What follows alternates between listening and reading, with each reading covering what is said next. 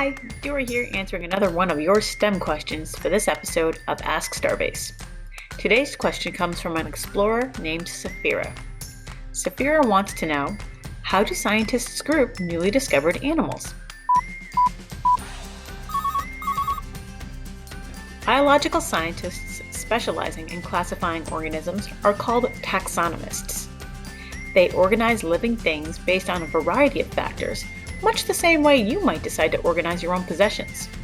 As a new species are discovered, taxonomists turn to their system to decide where they belong, just like you would figure out where your newest toy should go. As advances in science have provided taxonomists with new information, the system they use to classify organisms has evolved along with it. While humans have been identifying and naming plants and animals for centuries, we haven't always had a clear system. One of the first people credited with a system was the Greek philosopher Aristotle. He divided all living things into two groups, plants and animals. Aristotle also broke the animal group down into two other options, Anhyma, or animals without blood, and Enhyma, or animals with blood. His classification system was based entirely on characteristics or attributes he could observe with the naked eye. This system was largely used until the invention of the microscope in the 16th century allowed scientists to examine specimens in much greater detail. In 1735, Swedish botanist Carl Linnaeus published his binomial naming system to identify species and introduced a hierarchy for taxonomists to use.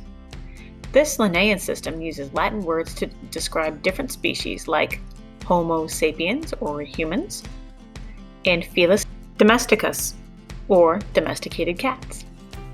His hierarchy had a kingdom as the largest group. The next level was phylum, then class, followed by order, family, and finally genus and species. At this point in history, taxonomists could closely observe their samples under a microscope and use their data to decide where something belonged in this hierarchy. However, things would change again by the end of the next century when Charles Darwin published his theory of evolution in On the Origin of Species. Scientists took this Linnaean system and adapted it to show how different organisms are related by common ancestors in a tree of life diagram. The evolutionary system uses the same groupings as the Linnaean one, but organizes things differently based on how scientists thought the species evolved. The next jump in how we classify organisms came from the discovery of DNA. Since this breakthrough, taxonomists have been able to examine the DNA of different creatures and use their observations to decide how closely related they are genetically. When Linnaeus first came up with the idea of kingdoms, he only had two, one for plants and the other for animals. Since then, scientists have changed the system to include 5 or 6 kingdoms and proposed a higher level called a domain or superkingdom that scientists still argue about today. One of the most recent suggestions to changing the system was published in 2015. These systems have gone high-tech through online databases, allowing scientists to collaborate and work together regardless of where they are in the world.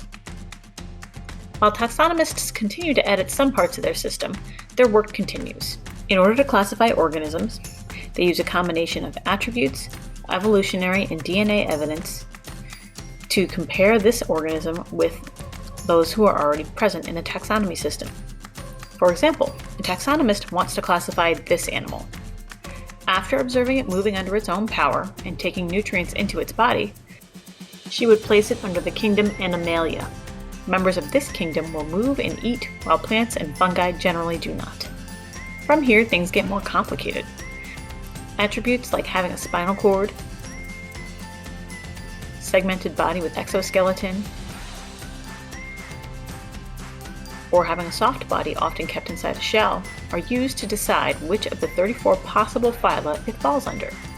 Our animal has a spinal cord, so it belongs to Chordata. This creature has fur and nurses its young, so its class is Mammalia or mammal. This species has excellent night vision, high intelligence, lives in a complex social group, takes time to mature, and primarily eats meat, so its order would be Carnivora. Closer observations of this animal's long snout, upright ears, and long legs, along with behaviors like social organization and communicating using sense and vocalizations, lead us to the family Canidae. Finally, this creature belongs to the genus Canis, based on its size, skull development, the arrangement of its teeth, long legs, and shorter ears and tails. As desert coyotes like this one are known to vocalize, taxonomists decided to call it Canis latrans, or barking dog. So that's how scientists decide where new species belong in our taxonomy. As our knowledge continues to grow and change, our system will continue to grow and evolve along with it.